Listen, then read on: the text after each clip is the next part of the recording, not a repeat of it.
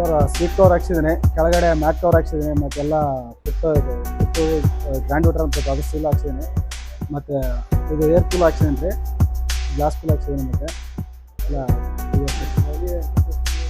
ಒಳ್ಳೆ ದುಡ್ಡು ಇದು ಕೊಟ್ಟಿದ್ದಾರೆ ರೀ, ಒಳ್ಳೆ ಸರ್ವಿಸ್ ಕೊಟ್ಟಿದ್ದಾರೆ, ಚೆನ್ನಾಗಿ ಕೊಟ್ಟಿದ್ದಾರೆ.